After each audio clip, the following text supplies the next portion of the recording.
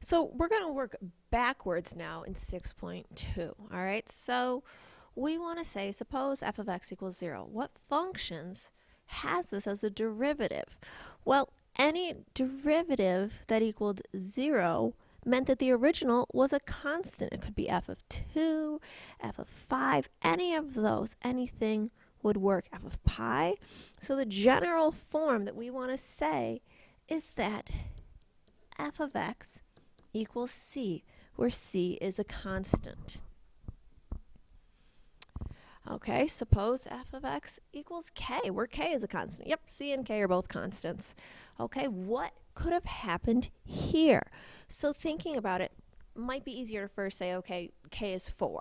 All right, so what did I take the derivative of to get 4? Well, I could have taken the derivative of 4x. I could have taken the derivative of 4x plus 2, 4x minus 27. Any of those would work. So the general form that we would want to say is f of x equals kx plus c. All right, so suppose it was x. What happened there? What did I take the derivative of and I ended up with x? Well, that means I was using something with the power rule, right? Okay, let's say I had x squared. Okay, the 2 would come in front, so now I have to deal with that too. So it's going to be x squared over 2. It could also be x squared over 2 plus 3, x squared over 2 plus 27. So general form, we would start, if we're doing just the second power, we'd say 1 half x squared plus c. But more specifically, for any n, okay, that's in the variable, we're going to say that the antiderivative is going to be x to the n plus 1 over n plus 1 plus the c. You're going to hear me saying that c a lot. Get excited about it. So now you're going to find the antiderivative of all of these. So I'll do some with you. Let's go. So the first one is going to be 5x to the 4th over 4 plus c. It's very exciting. Get used to it.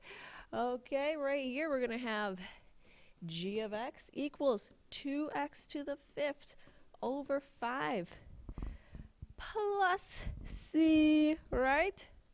Now, dealing with this 3 there, how did that get there? That got there from saying 3x, right? All right, so you try the last one. Let me know what happens. All right, now we've got 1 over x, or x to the negative 1. You should be thinking through your brain power with that one. What did I give that as a derivative? That was when I had my friend, the natural log. Okay, so you're going to say natural log of x plus c. Now here's where this becomes very important. When I'm dealing with this set, it's a very restricted domain dealing with natural logs, so you must make sure, I'm going to make some arrows to make a point of this. You must have those absolute value bars there. All right, next rule. Oh, e. Life is always good when there's an e. You guys don't freak out at all. But think about it. The derivative of e to the x is e to the x. So the antiderivative of e to the x is e to the x. So you will go through, if there's a constant in front, you're going to be right there. K e to the x plus c. All right, and the trig functions. If I had a derivative of sine, that means I started with negative cos plus c. If I had a derivative of cos, that means I started with sine plus c. And if I had a derivative of secant squared, that means I started with tan.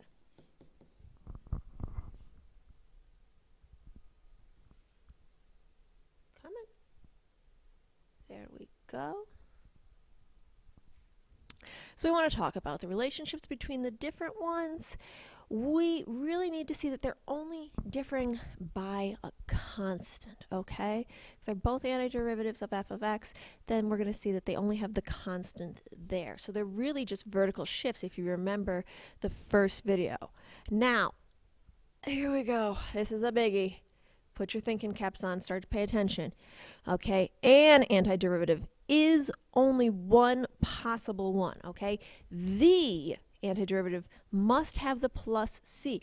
3 little letters, and you gotta have the plus c, or I have to mark it wrong, and you know how I feel about that. All right, so when we're gonna go through here, we have the integral fundamental theorem right here. A to b, right? That's a definite integral. That's giving me a definite answer, okay? Oh boy, here we go, got exciting. The indefinite, right, when there are not bounds, there are no endpoints, that's when you're saying plus c. Make sure you have that plus c. We will yell about it often. Hopefully that will affect you. Okay, so now here's some practice, okay? And you can check them all right in the calculator. Make sure that you write the plus c, okay? All right.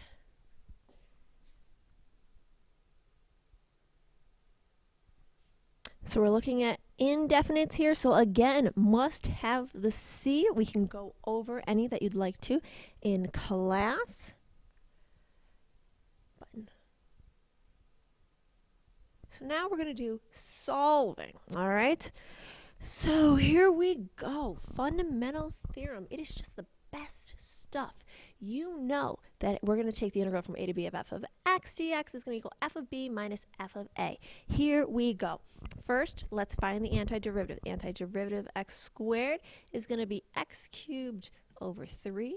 Then we're going to have 4x squared over 2 plus 3x. Now, because I have bounds, I'm not putting the c on. I'm going to draw the bar to state what my bounds are, okay? And fundamental says that I put in the top bound first. So I have 3 cubed over 3 plus, we can see that crosses out, to 2 times 3 squared plus 3 times 3 minus, open a parentheses, and we're going to plug in 0 cubed over 3 plus 2 times 0 squared plus 3 times 0. Now, I do love a good 0, but you want to be careful that if it's not 0, that all of this results in, you're very careful with that negative there. Okay? So this reduces down, and I'm going to have this becomes 3 squared, so 9 plus 3 squared is 9, 18 plus 9